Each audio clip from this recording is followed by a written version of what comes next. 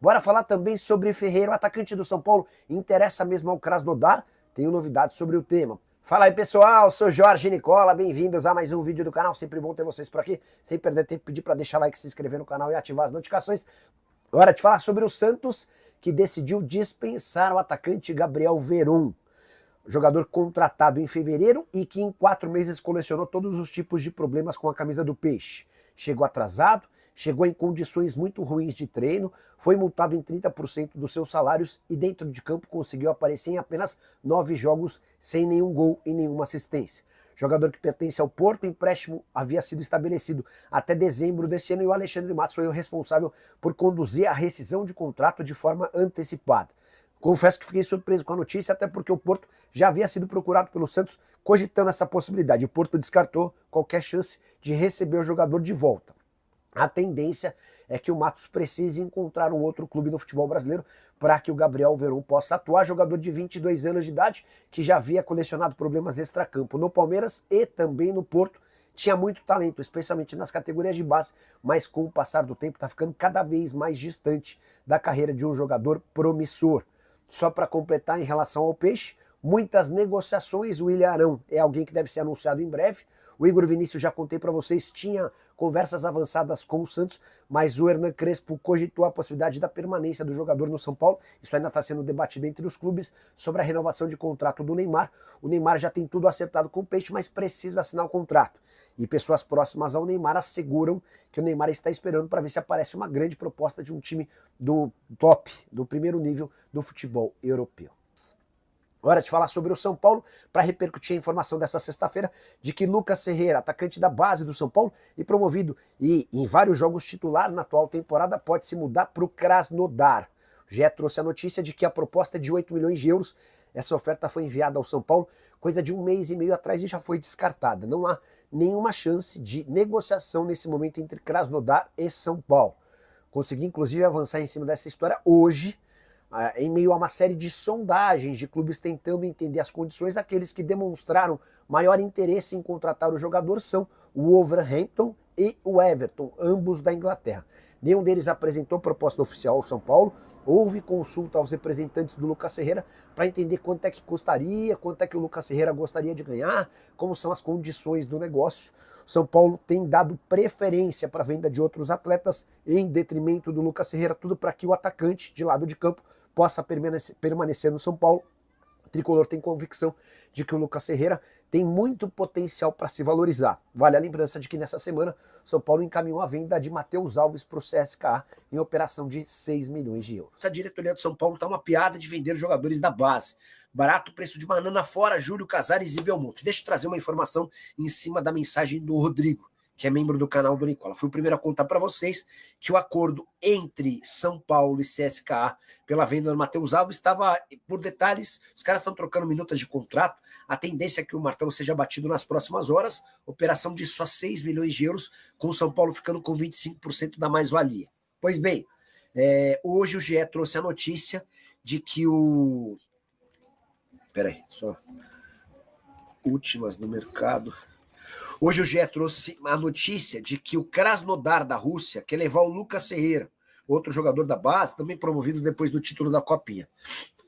Respeito demais o pessoal do GE, que inclusive é super sério, sempre dá crédito, é bem legal o comportamento dos caras. Mas essa informação sobre o interesse do Krasnodar não é nova. Tá? O Krasnodar havia procurado o São Paulo 1 mês e meio atrás e o São Paulo já recusou uma proposta de 8 milhões de euros.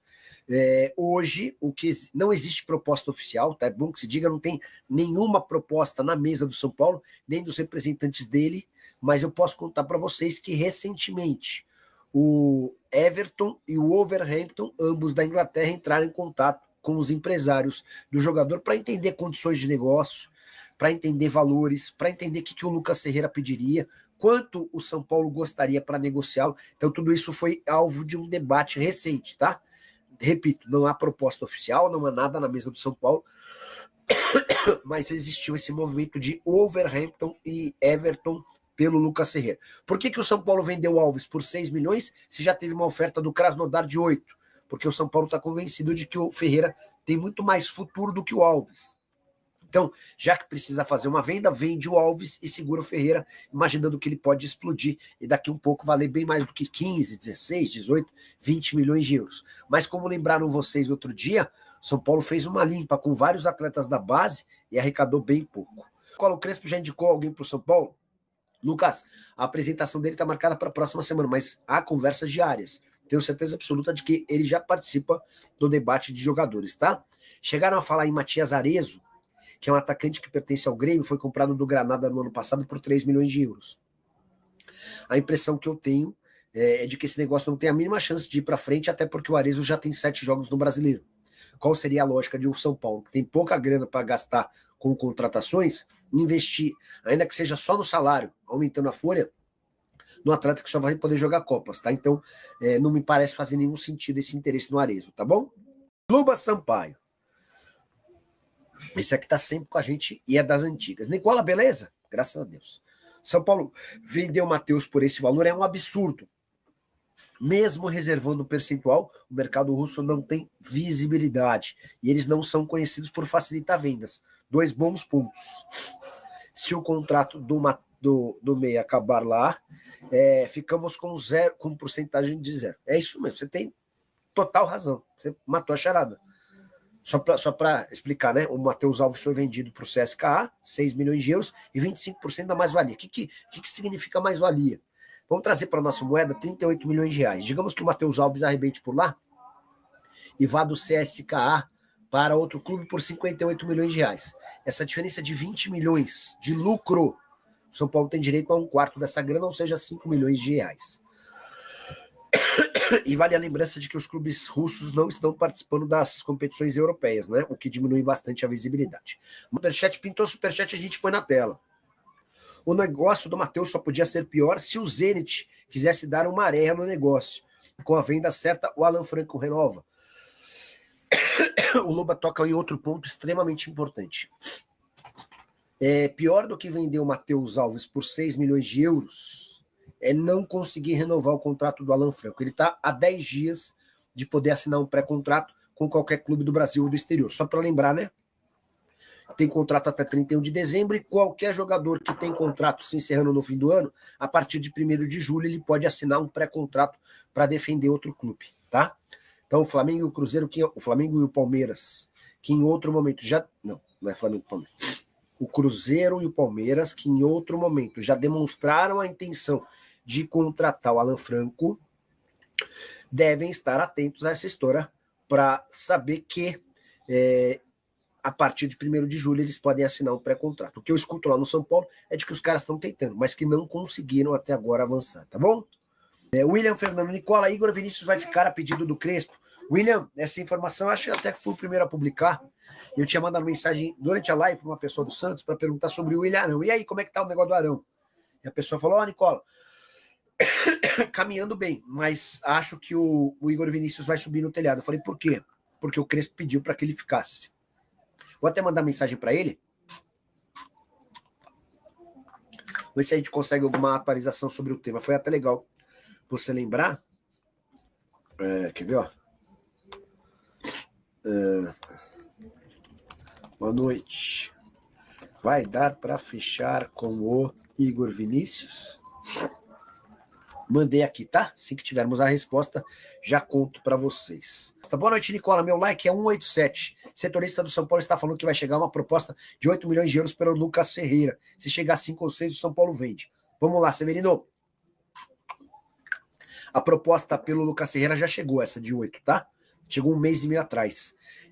E a verdade é que o São Paulo recusou antes de vender o Matheus Alves. O São Paulo tem muito mais confiança no Matheus Alves, ou melhor, muito mais confiança no futuro do Lucas Ferreira do que do Matheus Alves. Por isso optou por vender o Matheus mesmo mais barato do que o Lucas Ferreira. Hoje, os maiores interessados no Ferreira são o Wolverhampton e o Everton. O São Paulo vai contratar alguém na janela de transferência, tem informações, Nicola. O Lucas Ferreira vai ser vendido? Não acredito que o Lucas Ferreira vai ser vendido. São Paulo tem relutado com essa ideia porque entende que ele tem potencial para garantir uma venda mais para frente, tá bom? Ó, e vocês perguntaram, o Luba Sampaio tinha pedido para eu descobrir se o Júlio Casares pode ser CEO. A resposta é que isso não foi discutido internamente, nunca se debateu tal condição, tá? E enquanto ele for presidente, eu acho que nem tem muita lógica ele ser CEO de alguma coisa, né? A verdade é que, assim, deve ser confirmada essa transformação da base do São Paulo e a associação ao Marinax até durante o segundo semestre. E ainda vai faltar um ano do mandato do Júlio. O Júlio tem mandato até dezembro do ano que vem, tá bom? É isso aí, nação São Paulina. Ficamos por aqui com o vídeo de hoje com as últimas informações do São Paulo para você e trazendo aí a informação que o São Paulo se livrou de uma bomba, né? Foi cogitado aí esse Gabriel Veron no São Paulo no início do ano. O jogador acabou aí fechando com o Santos e tem feito um salseiro por lá, né? Como foi noticiado aí pelo Jorge Nicola. O jogador chega atrasado, falta, né? Falta, acho que não teve, mas atrasado, indo pra balada, essas coisas todas, e dentro de campo não consegue entregar um bom futebol. Um moleque novo aí praticamente perdendo a oportunidade de entregar um bom futebol. Graças a Deus aí que o São Paulo se livrou. O Igor Vinícius, né, que estava perto aí de ir para o Santos, teve Fortaleza, Corinthians, Vasco, outros clubes também interessados no jogador. A pedido do técnico Crespo, o São Paulo mantém aí o jogador até o Crespo avaliar aí se vai permanecer com o atleta no São Paulo ou não.